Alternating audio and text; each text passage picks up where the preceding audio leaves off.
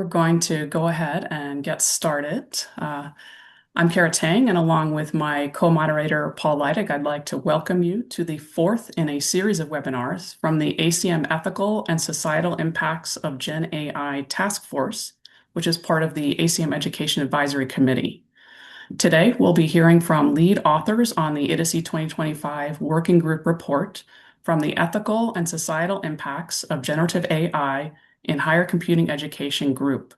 We're excited to welcome our three guests. We have Tony Clear, who is an associate professor in the Department of Computer and Information Sciences at the Auckland University of Technology in New Zealand. We also have Tingting Zhu, who is an assistant professor teaching stream at the University of Toronto, Mississauga, with cross appointments in the Department of Geography, Geomatics, and Environment, as well as the Department of Mathematical and Computational Sciences.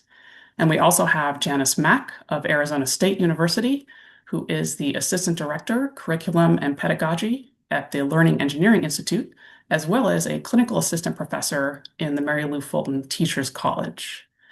Each panelist will share for about 10 minutes, giving a little more detailed introduction of themselves, and also talk about a section of the ITiCSE Working Group report. We will have time for questions from the audience at the end, which will be moderated by Paul. So without further ado, let's go ahead and get started. I turn it over to Janice.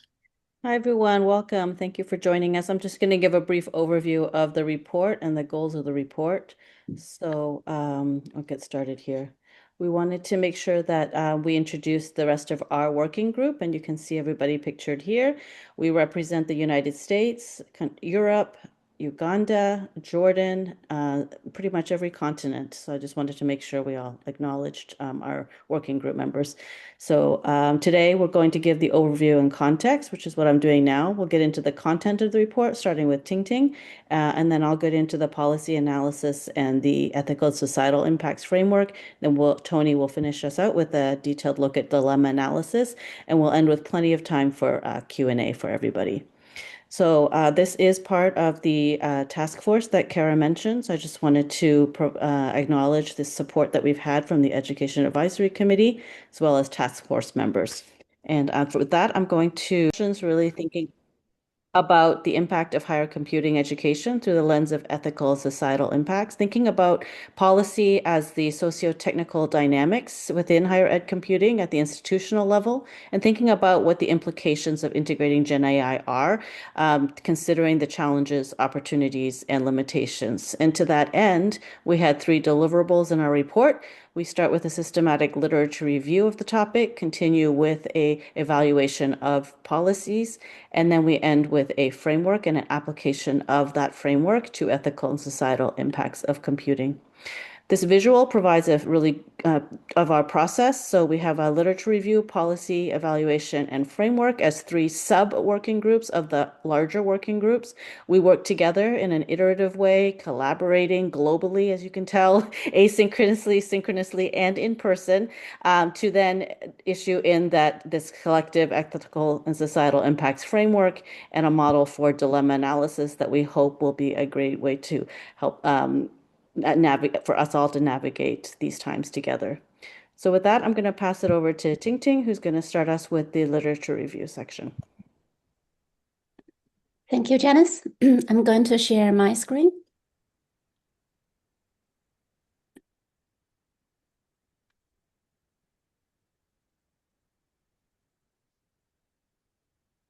So I'm presenting the literature review section of our working group report. This part was collaboratively done by our subgroup members, including Tony, Judy, Stephen, and myself, Tingting. So we reviewed the existing literature review on the impacts of GenAI on computing education, especially in the higher education context. And we found that these were mostly focused on the cognitive and pedagogical aspects.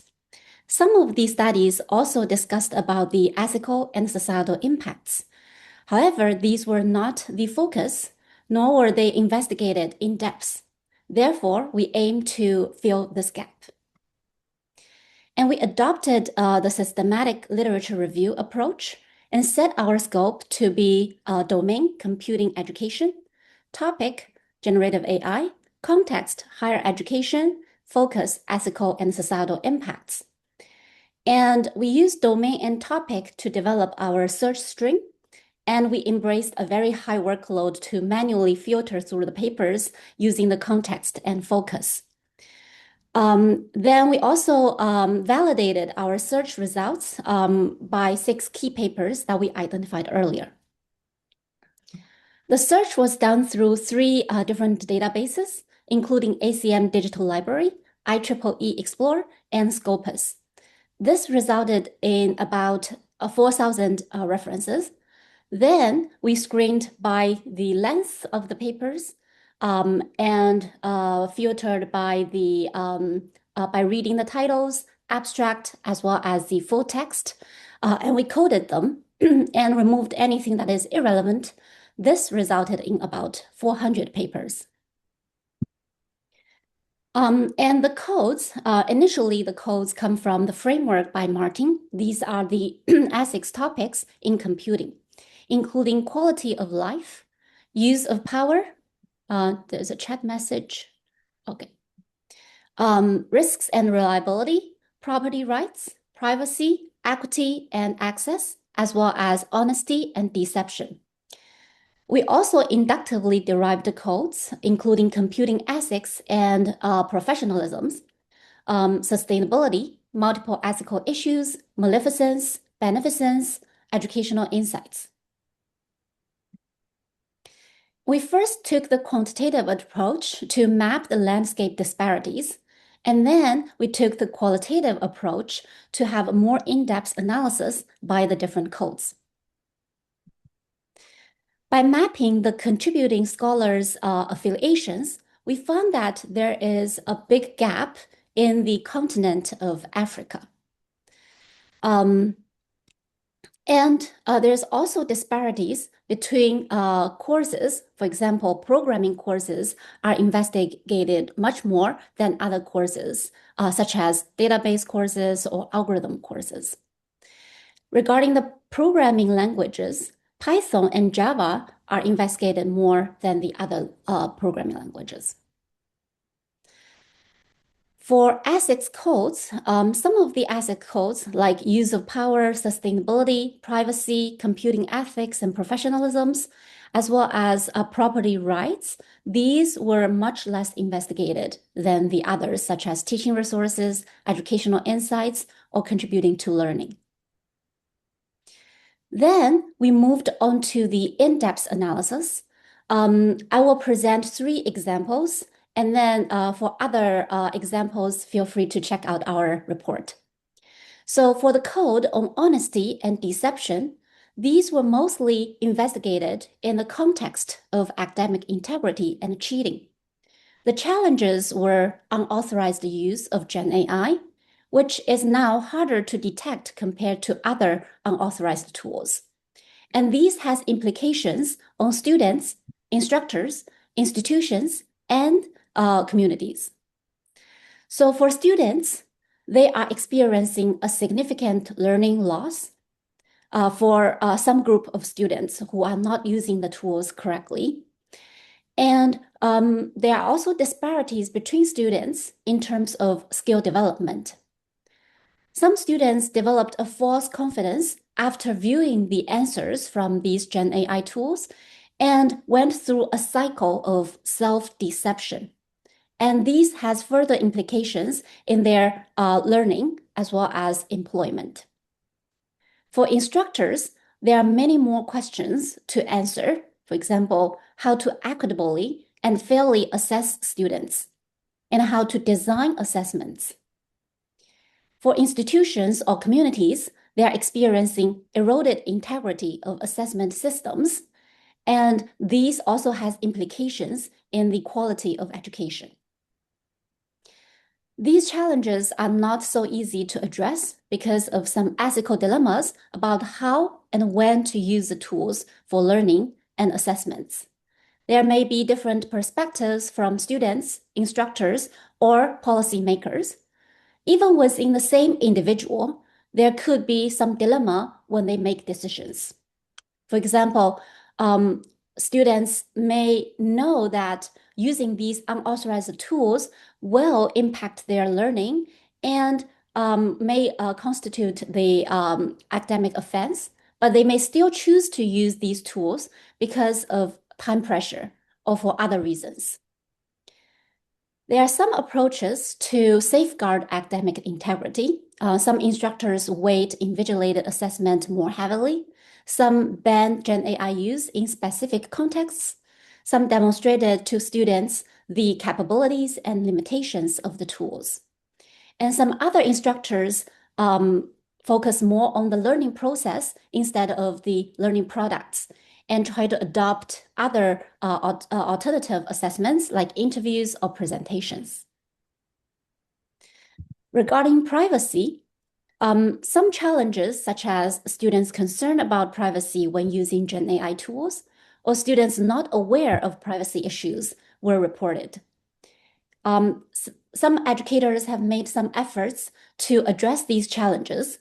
For example, in this research that uses Feedback Copilot, students' names were replaced by the random identifiers before using the GenAI.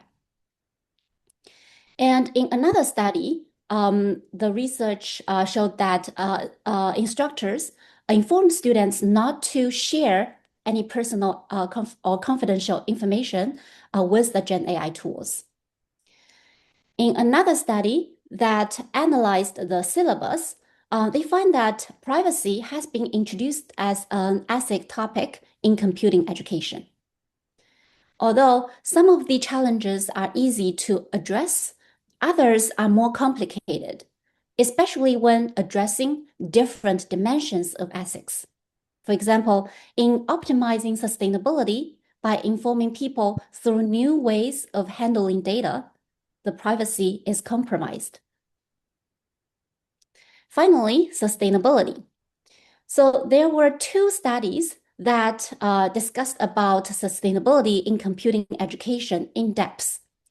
One integrated sustainability in software engineering, and they identified 14 challenges, as well as discussed effective ways to integrate sustainability in software engineering through the lens of technical, environmental, individual, economic, and social aspects. Another study incorporated sustainable and ethical curriculum in computing curriculum. And they provided a few examples in terms of learning objectives and learning activity. And one example was for the learning objective was to minimize the size of the machine learning model while maintaining its effectiveness. While the learning activity for this learning objective were for students to engage in a debate regarding the trade-off between the model size and accuracy. These are also the part of the references that are relevant to this presentation. For a full list of the reference list, feel free to check out our report. And that's all from me.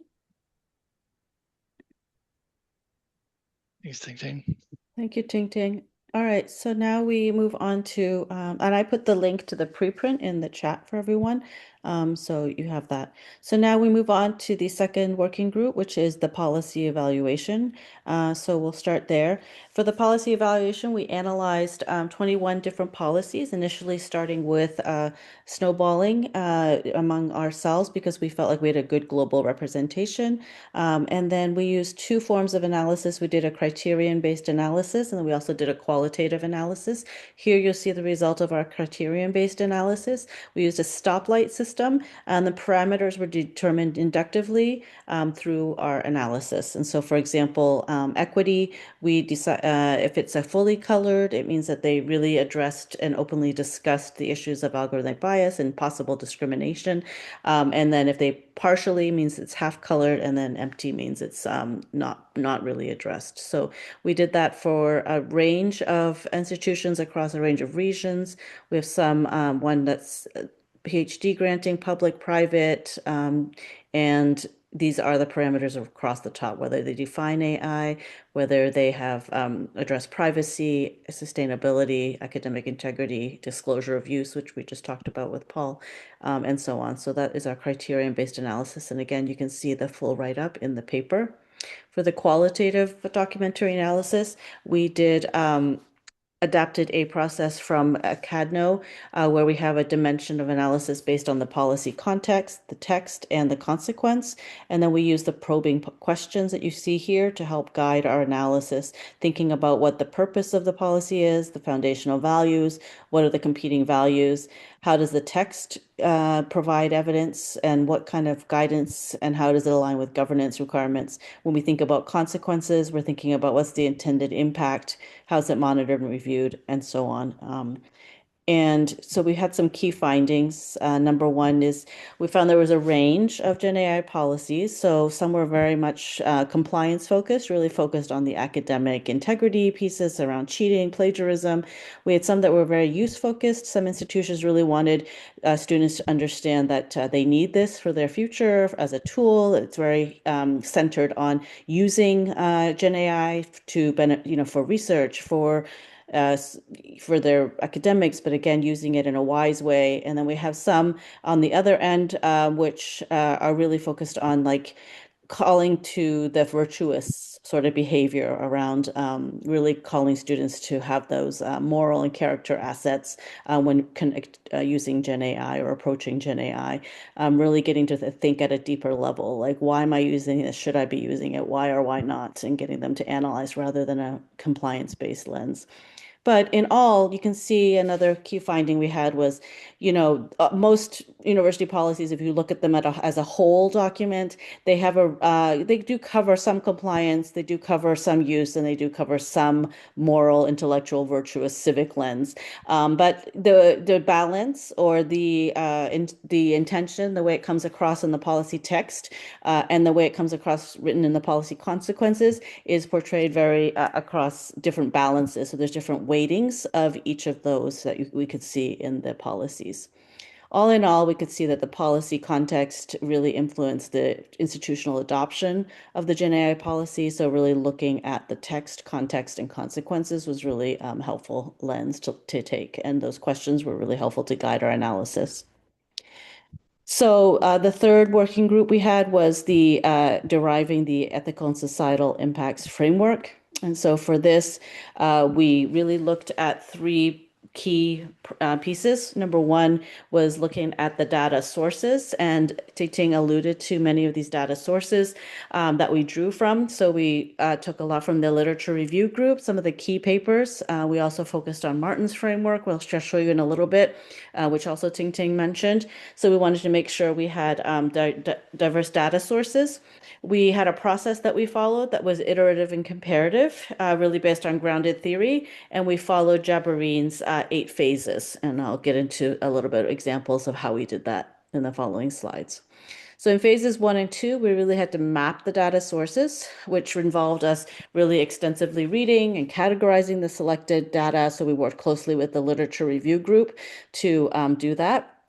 And you can see referenced here is the Martin's framework. So we really started with that, and we derived other things from the literature to make such as sustainability, and enhanced it, adapted it for Gen AI. These are some other examples of things we drew from the literature review group, worked together with them to identify other papers that would really get to the ethical and societal impacts. And then we go to phase 3 after we've identified a range of data sources.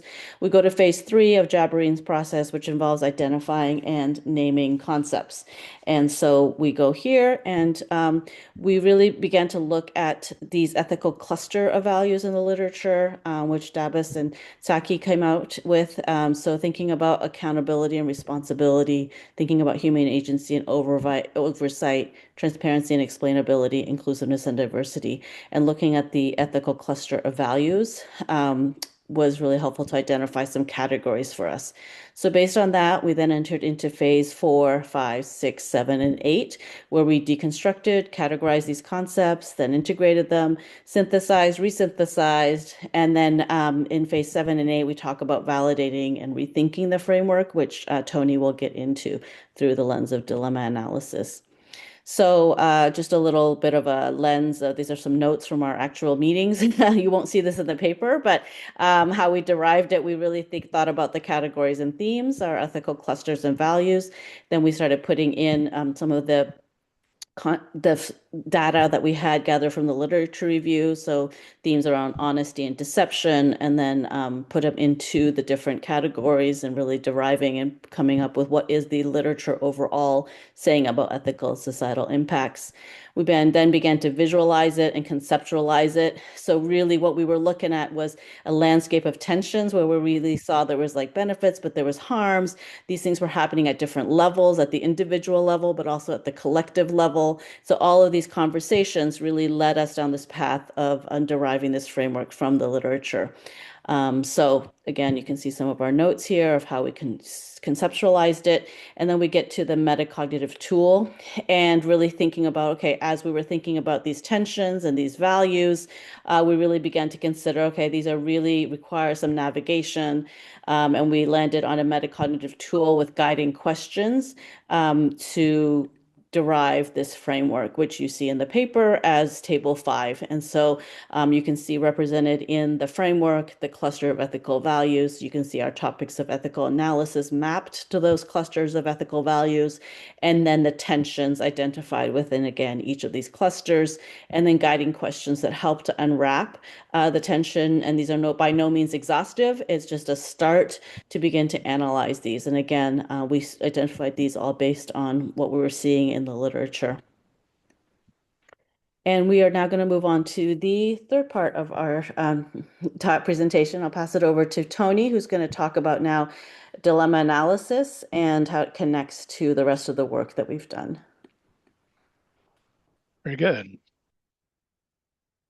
Find my slides. Where are they?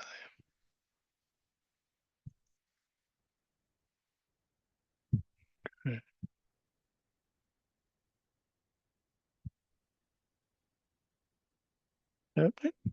There we go. Okay, so really we're looking at the contribution of dilemma analysis. Is that all coming through okay? Okay, brilliant. So let's have a look. So basically a little bit about me. We've talked about my role at Auckland University of Technology.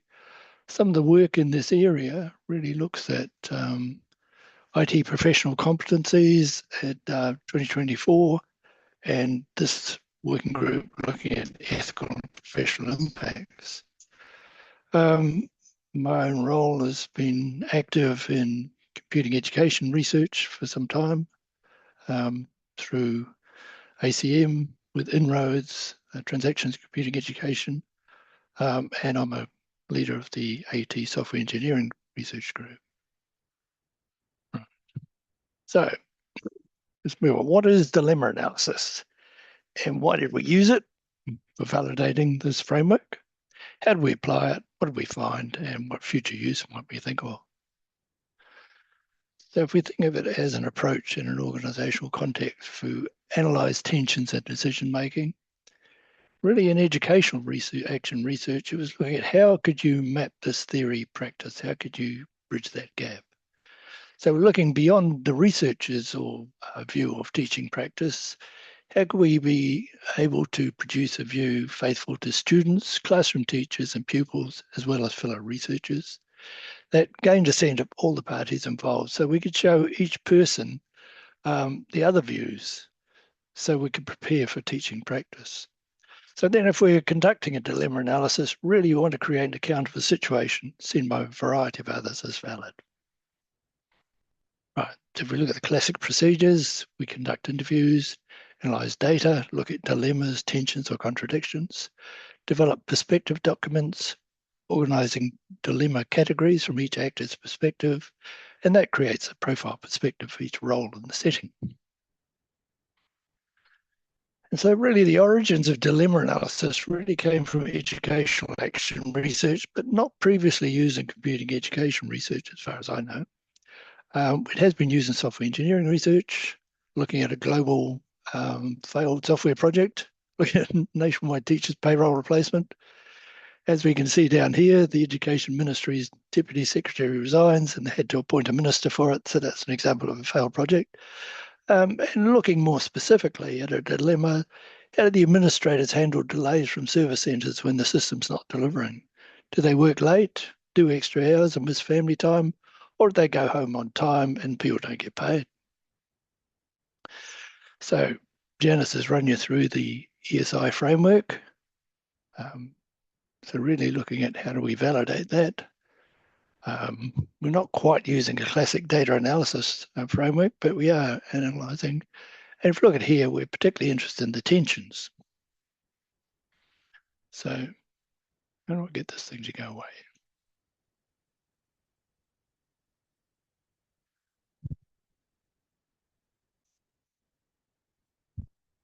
Okay, why did we use it? So really we use it based on that framework, grounded in the data sources in the report. So the dilemmas we extracted closely related to the tensions defined.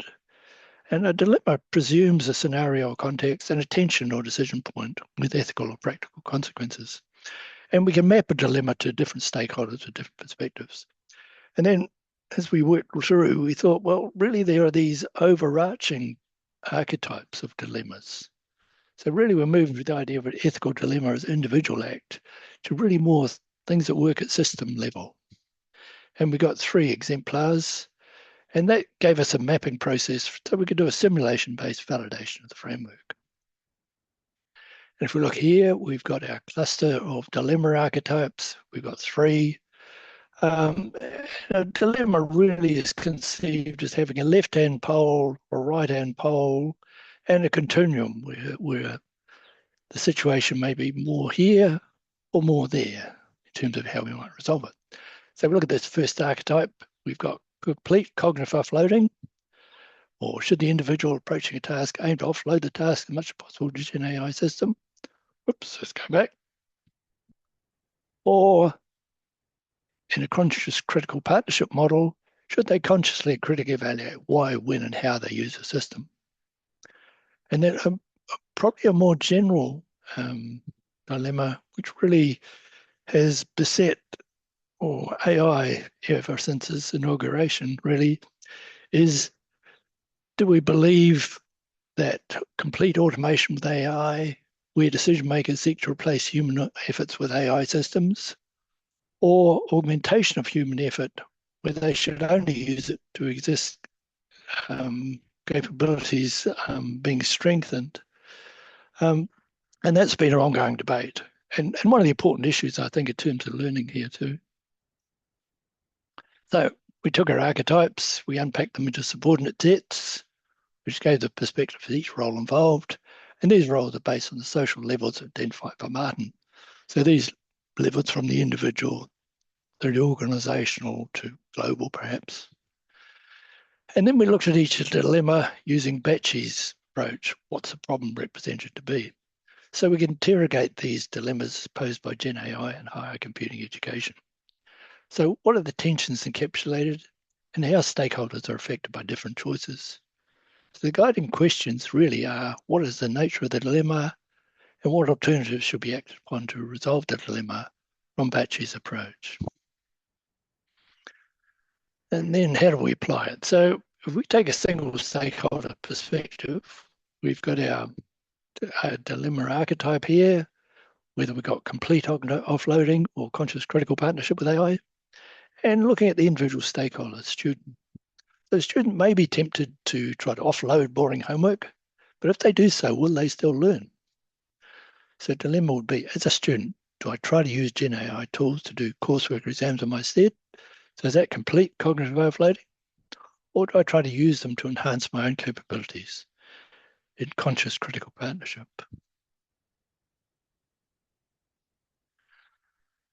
And then going back to our questions, what's the nature of the dilemma? And that goes back to a debate on the nature of using tools as aids for learning. Question there always is, what human capabilities do we let him go when we use tools as cognitive aids? And then what alternatives to resolve the dilemma? So when we resolve the dilemma, students need to consider not only how they use the tool, so where do they position themselves on the continuum, complete offloading to conscious critical partnership, or perhaps somewhere in the middle, or more one side than the other. But maybe whether they should use GenAI at all. So renouncing partnership is in some way a form of conscious critical partnership. So in a sense, instead of being either to the left or the right, they're way over here on the right. Let's just go back. So really, in a sense, they've become more conscious that this is not the right thing to do at this time. So when we applied the framework, it demonstrated how to deconstruct dilemmas, how we could generate alternative paths of action so we could get a constructive ends, and whether they were related to learning outcomes or greater social good. So we evaluated coherence and practicality of the framework. So we had our 3 illustrative dilemma archetypes. Each archetype used to test how could we support multi-stakeholder reasoning. So dilemma analysis allowed us to simulate how the framework could be applied and specific scenarios of ethical challenges within computing education. So we're looking future. It's really designed to guide ethical reflection on concrete cases. So we might have learning design, integration of GenAI tools in assessment or institutional policy. And so pairing the ESI framework dilemma analysis can be extended to additional dilemmas related to ethical and societal impacts of computing. And as we see the technology develop, we will be confronted with more of those. Outline of the process follows. So we start with a specific dilemma or scenario, identify primary stakeholders or perspectives and their social levels. Then use the framework to identify which ethical values most at stake, topics of ethical analysis implicated, use the guiding questions to start to structure ethical reflection and deliberation. And then they can repeat the framework process for different stakeholder perspectives, identify how and where they might interact. And that really builds an overall picture of the GenAI impact, or the person or the team or the organization or institution that's trying to impose GenAI in the situation, and the impactees. So we recommend applying that framework as a flexible lens from the perspective of different stakeholders, those involved or impacted by the given stakeholder. So it should illuminate possible ethical vulnerabilities, trade-offs or benefits, and can help navigate future dilemmas. Thank you. And so that's my contribution done. Thank you. Thank you so much, all 3 of you. That was very interesting. And if you've not read the full report, that the link has been put in the chat. This was a good summary, and it really helped, I think, get to the cheat sheet version, the Cliff Notes version of the long week's work that you did in the task force. So I have a couple follow-up questions for you. First, how do you hope or suggest that this framework could be used by the computing community or higher education in general? What would be your vision to make your work more worthwhile? I'll pose that to all 3 of you, whoever wants to answer. You want to fire away, Janice? I can start, I guess. I guess as a faculty member, I could see a lot of uses for the dilemma analysis, particularly around assessments. I know that's a big thing right now in computing education. And also thinking about how we assess the types of assignments we're having students doing, and how and when to leverage Gen AI. And just being really explicit around that, based on what I was just talking earlier about. This was just thinking about, there's one study that's cited in our paper by Wang, and he analyzes 100 of the top U.S. universities' policies, and he found that 57 of them really put offload the decisions to the faculty member or to its course instructor. So that just really shows how critical it is, and to the degree that we are all expected to navigate these dilemmas course by course, semester by semester. And as the tools get more sophisticated, as new tools emerge, I feel like this is something that we can really take as a compass and be asking ourselves these questions. So if I bring in GenAI into this assignment, what are the consequences for the students, for the learner, for myself, for the learning community as a whole? So I would just say, as an instructor level, there's a huge potential, and it's more to illuminate, like Tony said, to really illuminate what might be these trade-offs, so that we're clearly thinking about it going in ahead of time and being proactive rather than reactive. And so we hope that that's how it's used, I think. Tingting or Tony, feel free to add. Yeah, I've just been reading position paper from last year's conference talking about collaboration and the value of collaboration in learning. And then if we think we're collaborating with people, so we might have things like pair programming or group work or team activities. And when we introduce GenAI into that, is that really a critical partnership with your collaborating partner? Or is it basically taking away your agency? So basically it drives it all for you. And is that really going to contribute to learning or basically destroy learning? So how we build those more systemic views of agentic AI, I think are going to be real challenges for us. And some of that will be done by the vendors who have got limited knowledge, whatever, of educational processes, and have produced useless products for years. So it's going to be interesting to see how that plays. I see its use at many different levels, at individual levels for like students, instructors, as well as for like institutional level. There are different discussions, like different archetype examples provided in the report, matched to the concrete examples. And this is to promote responsible use of Gen AI tools, like some implications from the different decisions, and how like choosing one more offloaded side or more responsible side, like the implications are discussed. So for different individuals who may haven't thought about this, they could foresee, like, if I choose this, if I make this decision, what could be potential results? So that can promote some more responsible use of Gen AI.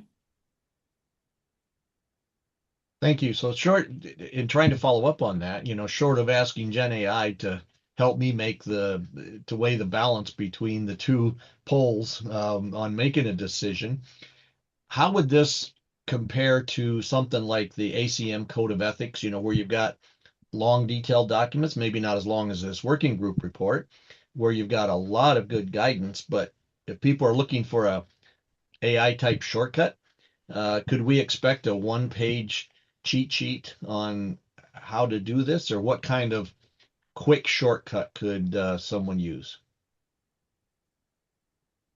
Yeah, Paul, that's a great question. I think one thing Tony and I have discussed a lot is the ACM. They also have the proactive care, and I'm dropping it in the chat, and that's a one pager right there. So we did reference this in our paper, just really thinking of like the proactive care, but then the framework is sort of a development of that and provides a little more detail in terms of the types of questions as we are considering and analyzing and reviewing and considering who's affected. So I would say, yeah, it's definitely a consideration, and I can see a great use for something like this. Tony? Yeah, I think because it's complex, Mm-hmm. I'm not sure we've quite done the thinking about how to digest Mm-hmm. it yet.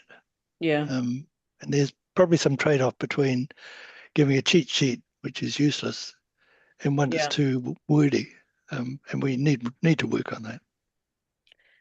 I think too, Tony mentioned a key word, which is collaboration.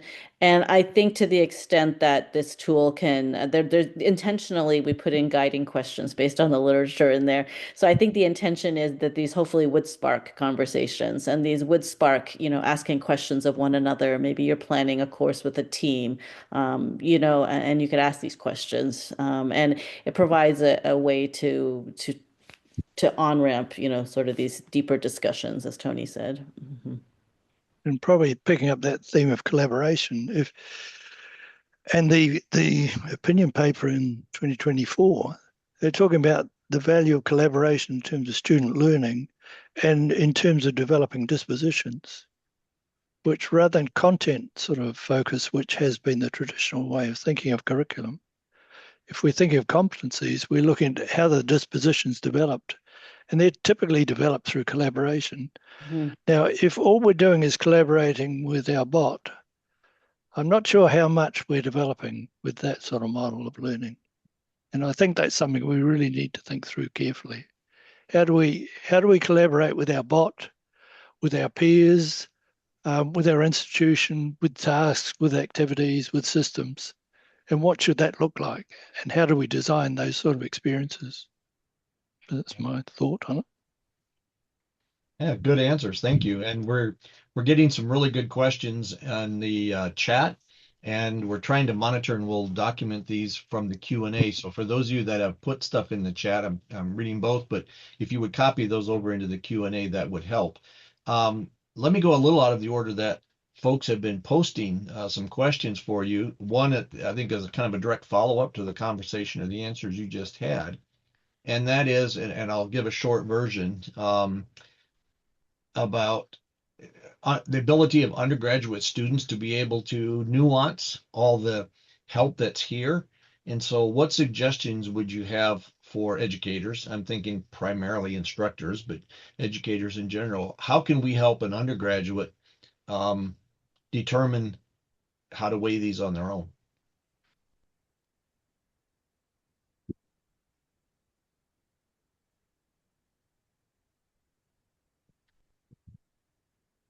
Janice or Ting or Tony, anyone want to? I'm just trying to put that reference in there that people wanted. Yeah. That was kind of a paraphrase of Marissa's question in the Q&A. Let's have a look. Where's Marissa's question?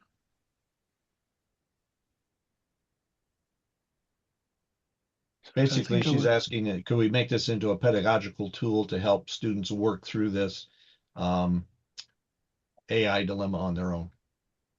I think it'd be really useful for ethics courses and probably AI courses, given that computer science to 2023 really looks at doing AI work in the context of an ethical perspective. So it might be a useful tool for that. So that would be quite a useful little pack. Yeah, I'll give that some thought. Certainly we could do that. I think it'd be quite a useful sort of assignment for students or accompaniment to assignments. Yeah, absolutely. I was just trying to find this one link and I'll keep looking for it. But there's a group that have written letters to a young technologist. And so it was, in essence, a way of journaling and having students reflect on ethical dilemmas related to technologies, writing letters to their future selves. I think that's a really, like, taking that philosophical stance is really interesting and doing it as an add-on to maybe an assignment. The other thing I find it interesting is a potential on-ramp to interdisciplinary collaborations. And really looking at, when we say societal impact, we mean societal impact.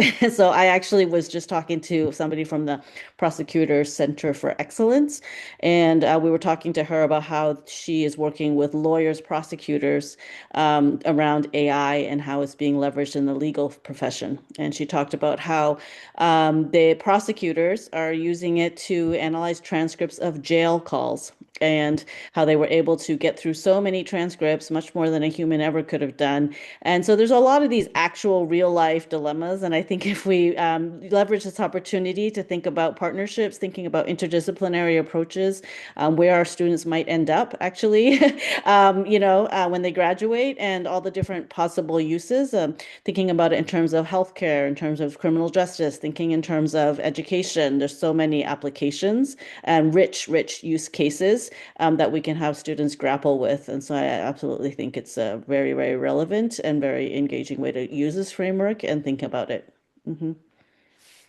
I think for like this framework, if just reading for students, it might be harder to grasp.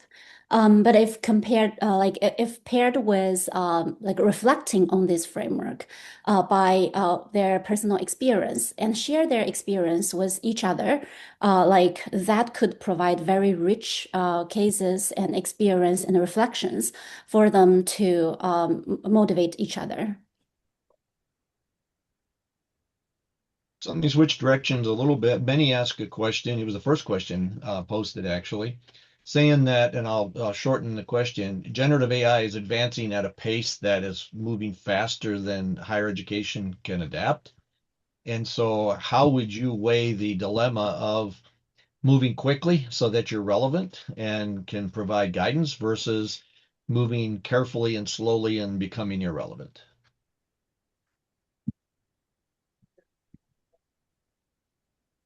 I think we've got to be careful, because if we listen to Silicon Valley, we've got to move fast and break things.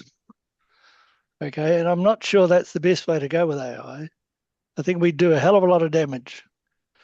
So I think whatever consideration we can do, maybe it'll take longer, but it might be better. And maybe I'll just add in saying that I think we need to, again, I think it comes back to an decades and decades long conversation around technology and education and everything. But I think we need to come back to like what problem are we trying to solve and how is it best solved, rather than focusing on the tool and then grounding what we're doing in our actions and our behaviors and our decisions in, what is the challenge before us? What are we trying to solve and how is it best solved? Is it best solved through a conversation? Is it best solved through Gen AI? Maybe, right? And so really thinking intentionally about that. And I think, sort of this framework, the other, I guess, goal that hope that we have maybe is that it helps give that pause to all of us and really intentionally think about what we're doing, and rather than having that assumption. But I will say my other part of my research is around policy and AI and interviewing a lot of policymakers. But there is a big policy vacuum right now, and that is what happens when there's rapidly emerging technology. And so a big recognition and acknowledgement from the policymakers is, yeah, we need to learn ourselves and we need to wrap our heads around it, understand it enough so that we can learn about it and make the decisions. The other thing I would say that policymakers, they sit in the space of being able to convene. And so I really come back to that point of like, we need to be, put all our heads together. All of us are better than any of us. And then be asking questions. So use the power of the question and the power to convene to really get through this together, because it's a problem facing all of humanity. And I think this being an international representation on this report really drives home that point as well.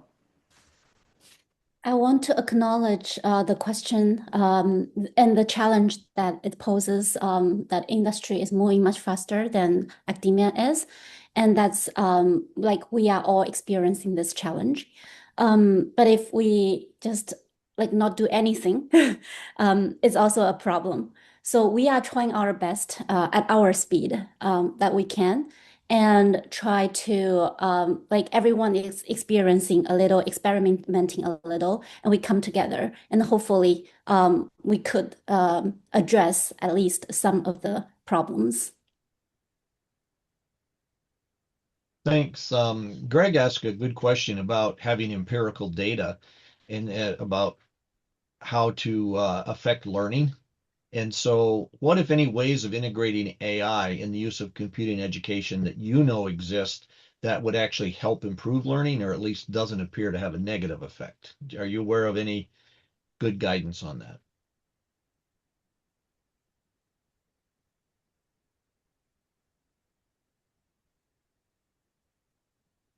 I think from what I've seen, it's really about it's not that Gen AI is always bad or always good and vice versa. I think what we know from the learning sciences really tells us that it's critical when it's brought in and how it's brought in into the cycle. And so, there's been a little bit of emerging research, and there was one recently, I think last week, around we all know the importance of feedback to students in their growth and development.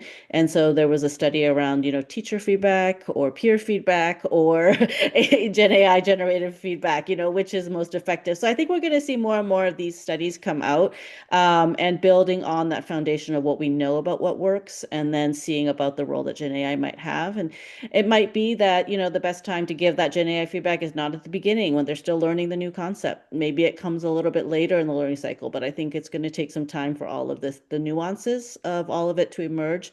But I think, like with everything, timing is critical, dosage is critical, frequency is critical. And so all of these things play a role in, as far as the teaching and learning side of things, how we skillfully bring it in. Mm-hmm. I've just put something in the chat. Don Gotterban, who wrote the ACM Code of Ethics, or led, worked with Simon Rogerson and produced a paper on the software development impact statement. And that really was a concept that before we wrote software, we did like an engineering impact statement, some assessment of who'd be harmed by it. Now, if we look at our ESI framework and dilemma analysis, some tool built a little bit like that, but maybe simpler would be useful. And the problem that SOTUS impact statements suffered from was that most software projects are created by a great burst of enthusiasm, rush of blood to the head by those who have too much power and too little knowledge. And then about a year or two into the project, they start scratching their heads thinking, what do we do now? So the idea of getting people to look past their own biases and belief in sort of magnificent wondrousness is really a problem. So if we've got a tool which really is a fairly quick way of evaluating a context, that might be an option. So that'll be a nice little tool to develop. So in our literature review, we had about, I believe, 70 papers that discussed about using Gen AI contributing to learning. But almost all papers that discuss about contributing to learning, they are also like cautious about there are some negative impacts. So just be aware that there could be some minor negative impacts as well, even when the paper is mostly positive. There could also be a bias for publications, like positive things are more likely to be published. Yeah. Yeah. So we suggest that when you're reading these types of papers, also have a critical lens when adopting in your own courses. Ting, I just want to build on that, and you might remember the citation better than I do, but there was one paper, and particularly it was integrated into a software class.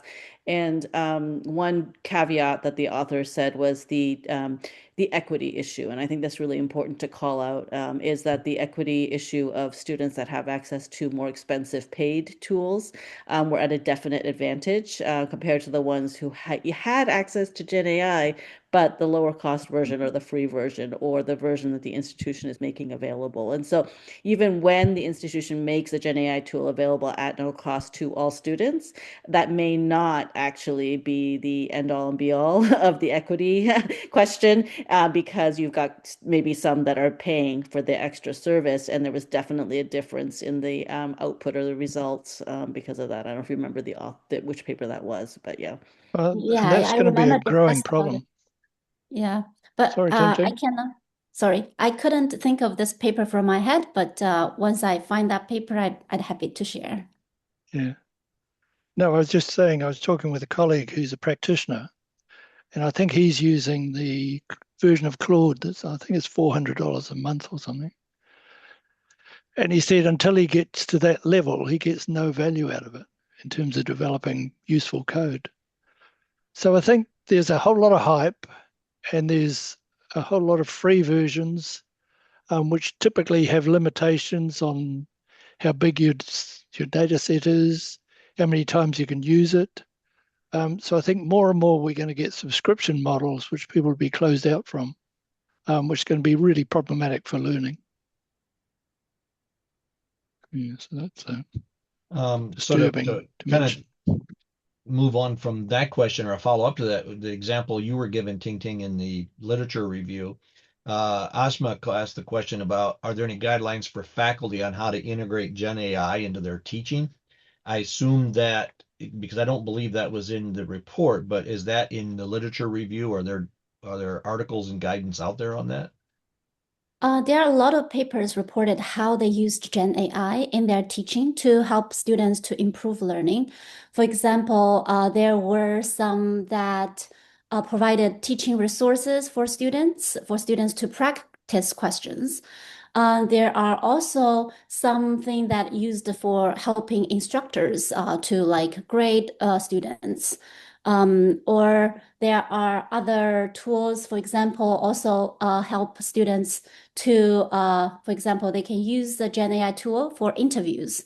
So there are a very diverse variety of Gen AI tools out there that can benefit teaching or contribute to teaching resources. Can you chat? Can you talk in there? Oh, okay. Allison's having a back chat Tony's here. getting direct Q&A going. No, Allison's point is that while there's a lot of papers making claims, there are none that have really proved learning improvement. Sadly, that was what I think. I forget who was asked that question. I asked me. I think that's the unfortunate answer that we all fear is true, and only time will tell, or it'll take time. Two more questions maybe, and we'll see what else we have. A good one from Jan. What were your assumptions on the goal of higher computing ed in this effort, and did that play a role in your analysis? What assumptions are made? Different from what your goal in this working group was. What do you think the goal in the bigger question is in higher ed on the use of Gen AI? In a way, maybe we didn't have specific goals because we were looking at what would the data tell us. So, for instance, if you look at Tingting's tables, you're seeing what sort of courses are being taught, to what extent, and reported in the literature, what sort of programming languages are being used and to what extent. And I think we picked up through the data, look at the frameworks we used, the Martin and Gotteban framework that really said what are the ethical issues that are noted, and then identifying from the data what other ethical issues came through. And in some cases, we found there was really an absence of focus on the ethical concerns.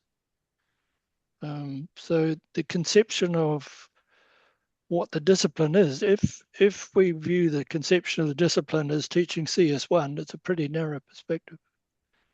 So we certainly didn't take that view. So I think we looked at, what was about higher computing education, and then what did it say? Yeah, I would just plus one what Tony said. I also found the article I was referencing and I dropped it in the chat.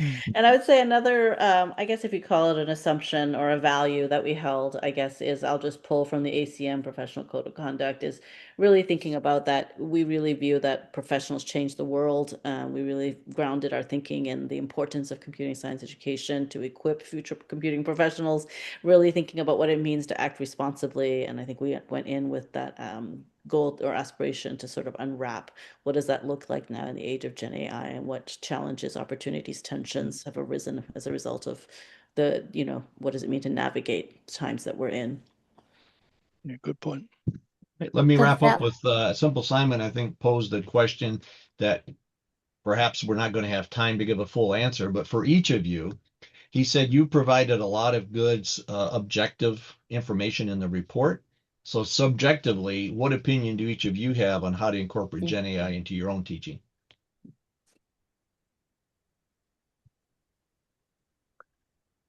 Well, we're playing a little bit at the moment with whether we can use it to help students who are using systematic literature reviews by basically asking ChatGPT to give an answer. So we're looking at how can we get them to work through a process where they've got to build a protocol and figure out what are the creative components and what are the technical components, which components could be offloaded to an AI and which should be a human decision, and can we have an audit trail of that activity? And that might help learning and help guide the fact that this is about a learning activity, not a production of activity. That's where my thought lies. Yeah, how I incorporate Gen AI in my courses depends on the courses and how I teach them. Just to provide one example, so in one course I teach in the spatial database, I do an interview assessment. And from the data I collected from students, I know that they are very stressed about interview, but they also like interview because it's a good time to test their understanding. They actually prepare for the interview, so it benefits their learning. So to address these challenges, I am currently working with a few research students to develop a tool for students to practice interview questions, and probably also a tool for students to not just interview with me as an instructor or teaching assistant, but they probably can have the option to also use a chatbot to take their interviews to alleviate that stress when talking to instructors or teaching assistants. And then I'll just take a different stance, which is at I work at across the institutional level with a team that has talked about developed the ethical AI engine. So we're really trying to model what it looks like in-house to create, ethical things that the staff and faculty and students can engage with.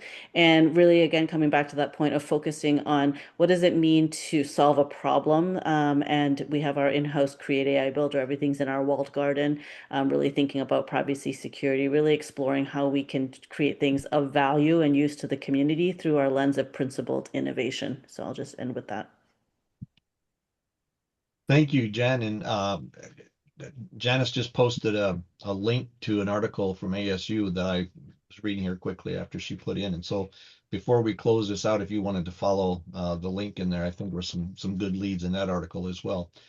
So Janice, Tingting, and Tony, thank you so much. First, for you all being part of the working group that I think did an amazing job. Certainly is of high interest around the globe, and everybody's looking for answers.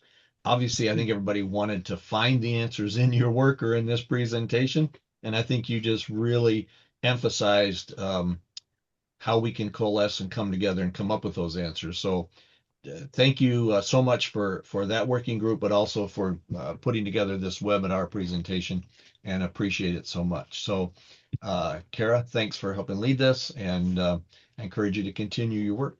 So thanks, everybody. Thanks, Paul. Well done. Thank you.